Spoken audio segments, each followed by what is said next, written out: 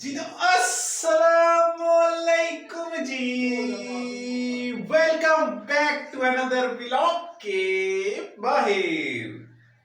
जी तो क्या हाल है आप सबका, उम्मीद है कि खैरियत से होंगे। ये व्लॉग है, एक इंफॉर्मेशन देनी थी आपको, और दूसरा मोदी को जो है वो जवाब देना था, और तीसरा पाकिस्तान की जीत की खुशी में जश्न मनाना था, और चौथा हमारे घर में मिलाद है। तो साथ रहे, देखते रहे।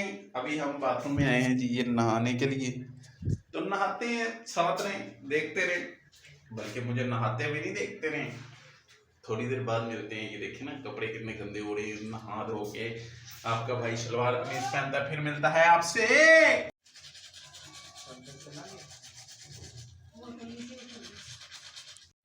ओए मोदी पानी खोल के सुटिए फतेह में जाएगी।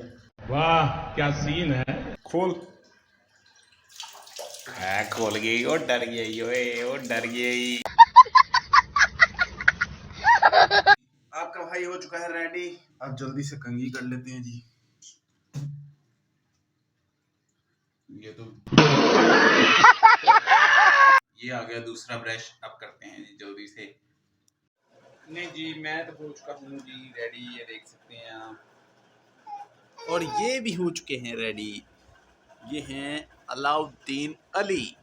ओए माशाल्लाह, अलाउद्दीन। ओ चलो आ जाओ, आ जाओ।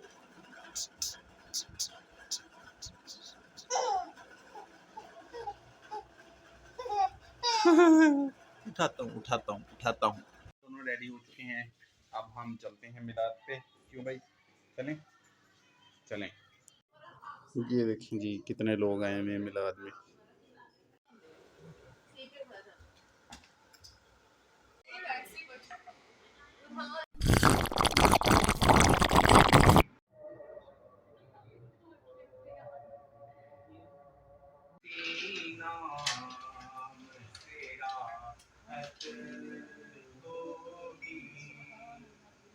और सुना है कि बहुत गोरे अंधेरी होगी। और सुना है कि बहुत गोरे अंधेरी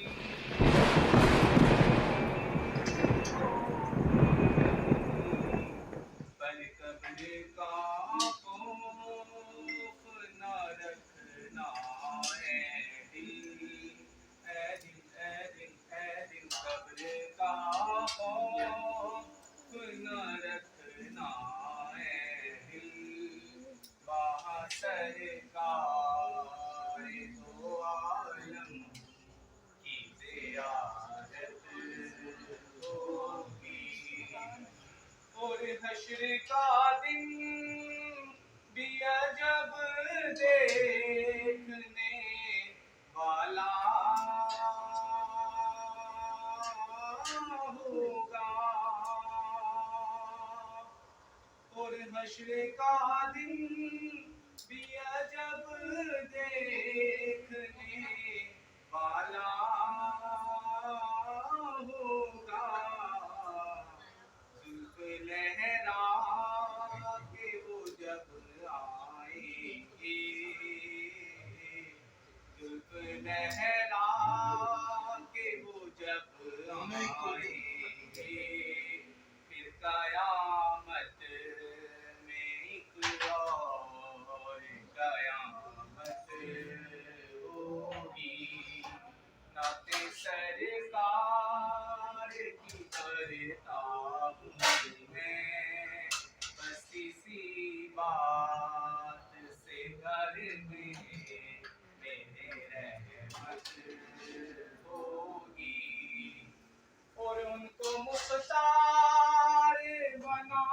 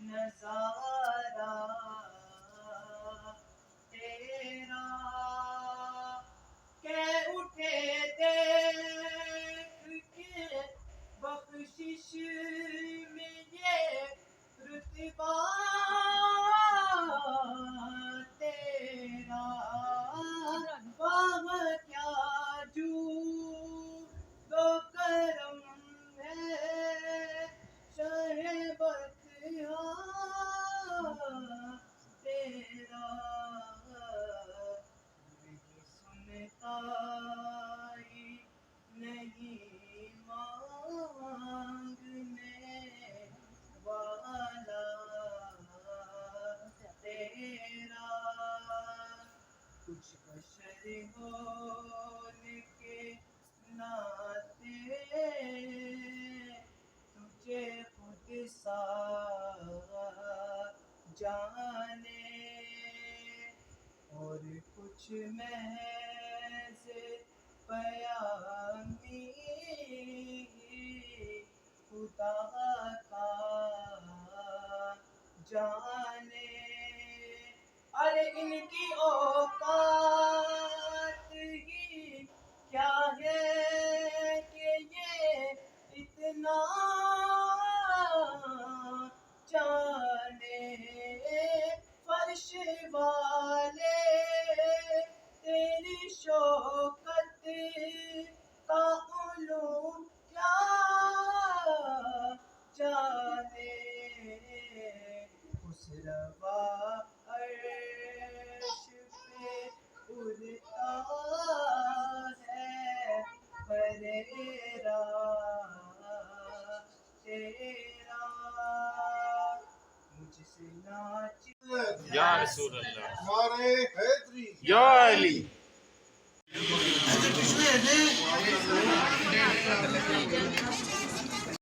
रोटी शोटी खा ली है, अब बारी आती है मोदी की छितरोल की। Modi Kanjar, sorry, families vlog देख रही हैं, लेकिन क्या करें भाई, मोदी का नाम ही ऐसा है कि उसके साथ गाली ना लो नहीं जाता तो जमीर मुतमईन नहीं होता।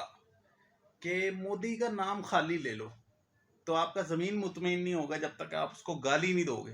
चलो भाई, मैं दिल में गाली दे लेता हूँ उसको, लिहाजा इधर गाली नहीं देता, क्योंकि बच्चे भी लोग देख रहे हैं तो उनको उधर समझ रहे हैं ना, डीमोटिवेट होंगे बच्चे। तो भाई साहब, मोदी साहब क्या हाल है, मजा आया आपको? पाक फौज का सुबह का नाश्ता कैसा लगा? भागे गए अपने अब्बू अमेरिका के पास, भाईजान सीज फायर करवा दो, हमें बचा लो पाकिस्तान से, हमारा अरबों खरबों का नुकसान कर दिया है पाकिस्तान ने। तो भाईजान ये आपको मैं एक चीज बता दूं, ये कल 12 बजे तक का टाइम है सीज फायर खत्म होने का। मोदी ने दोबारा हमला करने की कोशिश करनी है, अभी खतरा टला नहीं है, लेकिन भाई हमें अपनी पाक फौज पे पूरा भरोसा है। जब तक पाक फौज हमारी बॉर्डरों पे खड़ी है, हमारे मुल्क में जब तक पाकिस्तान की दुनिया की नंबर 1 आर्मी है, तब तक हमारा बाल भी कोई बीगा नहीं कर सकता। और कहाँ गए सौरभ जोशी, वो जो क्या नाम है उसका भाई, वो जो उनका कर्नल जी पता नहीं क्या है, वो मीडिया पे आके कुत्तों की तरह भौंकते हो तुम, खबीस आदमी। तुम कहते हो कि हम जनरल आसिम मुनीर को गर्दन से पकड़ के लाएंगे। मजा आया है? तुम्हारी आग ठंडी हुई है? अगर नहीं हुई तो भाई हमें बताओ, हम फिर कर देते हैं। पाक फौज जिंदाबाद। और हमारी आर्मी दुनिया की नंबर 1 आर्मी है, हमारी एयरफोर्स दुनिया की नंबर 1 एयरफोर्स है। 2 जहाज तुम्हारे मुल्क के अंदर घुसे और तुम्हारे मुल्क का सत्यानाश करके वापस आए, और तुम्हारी एक पायलट जो कि लेडीज है, मैं उसके बारे में बात करना नहीं चाहता, क्योंकि हमारा मजहब जो है वो लेडीज के बारे में कुछ गलत बोलने का वो नहीं देता हमें। लेकिन सिंदूर तो हम उसको लगाएंगे भाई, सिंदूर तो लगाएंगे। ऐसे में बड़ा सख्त लौंडा हूं, लेकिन यार यहाँ में पिघल गया। जो सिंदूर तुम्हारा ऑपरेशन था वो तुम्हारी, खामोश, समझ रहे हो? गलत बात नहीं मैंने करनी, क्योंकि फैमिलीज देख रही हैं भाई। तुम्हारे जैसा घटिया इंसान नहीं हूं मैं, और कोई भी पाकिस्तानी तुम्हारे जैसा घटिया नहीं है। वो जो तुम कुत्ते की तरह टीवी पे भौंकते हो ना कि इंडिया का जो कर्नल जी पता नहीं क्या है, एंकर है या पता नहीं क्या है, जो कहता है मैं आसिम मुनीर को गर्दन से पकड़ के लाऊंगा, तुम्हारे जैसे कुत्ते नहीं हैं हम पाक सरजमीन पे पैदा होने वाले शेर हैं, हम अपनी आर्मी को सपोर्ट करने वाले शेर हैं। और तुम आसिम मुनीर की बात करते हो, तुम एक सिविलियन को भी नहीं छू सकते। तुम कहते हो जी गैंगस्टर को पैसे दो, वो आसिम मुनीर को लेके आए। भाई तुम आसिम मुनीर की टट्टी को भी नहीं पकड़ सकते, जो फ्लैश हो के गटर में जाकर तुम्हारे इंडिया की तरफ आती है ना, तुम उस टट्टी को भी नहीं पकड़ सकते। इतनी बड़ी तुम खुद टट्टी हो। तो लिहाजा पाकिस्तान जिंदाबाद, पाक आर्मी जिंदाबाद। और अब तुम्हारी आग उम्मीद है कि ठंडी हो गई होगी। अब तुम कुत्ते की तरह आके भौंक ही नहीं सकते भाई, किस मुंह से भौंकोगे? अरबों खरबों का नुकसान करवा लिया, इंडिया की 70% बिजली को तबाह करके रख दिया पाकिस्तान ने, साइबर हमले करके तुम्हारी वेबसाइट सारी हैक कर ली। अब तुम जो भी कदम उठाओगे हमें पता होगा, हमारे ड्रोन्स अभी तक दिल्ली के ऊपर उड़ रहे हैं, तुम कुछ नहीं कर सकते। तुम सिर्फ टीवी पे बैठ के भौंक सकते हो और भौंकते रहो, बल्कि अब तो तुम वो भी नहीं कर सकते। किस मुंह से भौंकोगे, क्या करोगे? हमने तुम्हारे 5 जहाज गिराए, तुमने कहा कहाँ गिराए, कहाँ गिराए? अब हमने फतह 1 मिसाइल मारा, उसकी वीडियो बनाई पाक फौज ने, और अल्लाह अकबर के नारों से आपके कानों में गूंजे अल्लाह अकबर के नारे, और आपके तन बदन में आग लगा दी उन नारों ने। और हमारे फतह 1 मिसाइल ने तुम्हें घुटने टेकने पे मजबूर कर दिया। तुम्हारे आर्मी के कर्नल जनरल DGISPR, जो कि वो भी एक औरत है, तुम्हारे मर्दों में तो दम नहीं है ना लड़ने का, वो भी एक औरत है, और वो आके कह रही है जी हमें माफ़ कर दो जी, हम फायरिंग रोक रहे हैं, बशर्त ये कि पाकिस्तान भी रोके। तो भाई पाकिस्तान तो जंग चाहता ही नहीं था, उन्होंने तो तुम्हें मना किया था कि भाई ना पंगे लो, ना पंगे लो अब्बू से। जब अब्बू को गुस्सा आ गया तो फिर लाठी चार्ज हो जाएगा तुम्हारे ऊपर। और पूरी दुनिया ने देखा, पाकिस्तान आर्मी ने इंडिया को घुटने टिकवाए। और अगर अभी भी आपकी आग ठंडी नहीं हुई तो फिर भी हमला करके देख लें, अभी तो हमने सिर्फ शुरुआत की थी। तो लिहाजा आज का व्लॉग यहीं पे करते हैं एंड। और पाकिस्तानियों, आपको बहुत बहुत मुबारक हो कि हम जंग जीते हैं अल्लाह के फजलो करम से, अल्लाह अकबर के नारों से। तो और हमारे मुल्क में भी कई गद्दार थे जो कि भौंक रहे थे पाकिस्तान के ख़िलाफ़, पाकिस्तान की आर्मी के ख़िलाफ़ भौंक रहे थे, और वो किसी एक मखसूस जमात के कारकुन थे। वो पाक आर्मी के ख़िलाफ़ भौंक रहे थे जी, ये प्लान के तहत है, तो ये है तो वो है, जिनमें 2 बंदों के मैं नाम लूँगा। एक अलाउद्दीन कोई टिकटॉकर है बेगैरत, और एक इमरान रियाज बेगैरत कुत्ता, वो हमारी पाक आर्मी के ख़िलाफ़ भौंक रहा था। और भी काफ़ी लोग थे जो कि एक शख्स की तस्वीर लगा के कह रहे थे जी ये होता तो वो हो जाता, ये होता तो वो हो जाता, ये होता तो इंडिया के ऊपर अटैक हो जाता। तो भाई आप लोग फिक्र ना करें, गवर्नमेंट ने, पाक आर्मी ने उन सारे अकाउंट्स को जो है फॉलो कर लिया है। अब आप बचें, बाहर वाला दुश्मन तो बच गया है, अब अंदर वाले दुश्मन बचें। मुझे बाहर वाले दुश्मनों से ज़्यादा गद्दारों पे गुस्सा है, और मेरी अपील है पाक आर्मी से, गवर्नमेंट से, कि इनको ना छोड़ा जाए। ये जो मुश्किल वक्त में अपने मुल्क के ख़िलाफ़ इन्होंने भौंका है ना भाई, इनको ना छोड़ा जाए। खैर गवर्नमेंट ने इसका फॉलो अप ले लिया है, वो सारे अकाउंट्स के पीछे है गवर्नमेंट, उनका पता भी लग गया है। अब बस उनका सॉफ्टवेयर अपडेट होने का टाइम आने वाला है इंशाल्लाह, और बहुत जल्द आएगा। बेशरम इंसानों, तुम एक शख्स के लिए अपने मुल्क के साथ गद्दारी कर रहे हो, कुत्तों। खैर, और दूसरी इंफॉर्मेशन ये थी भाई, ईद के 13 व्लॉग आएंगे, 13। ईद के 10 दिन पहले व्लॉग बनना शुरू होंगे और डेली व्लॉगिंग होगी, और ईद के 3 दिन भी व्लॉग आएंगे।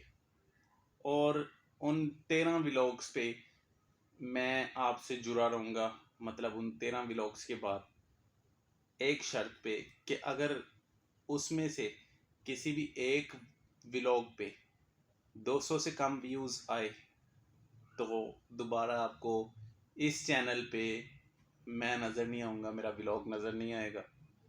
और अगर 200 व्यूज़ फी व्लॉग पे आ जाते हैं, सब्सक्राइब ना करें, सब्सक्राइब की तो मुझे कोई टेंशन ही नहीं है, लेकिन भाई देखो तो सही ना।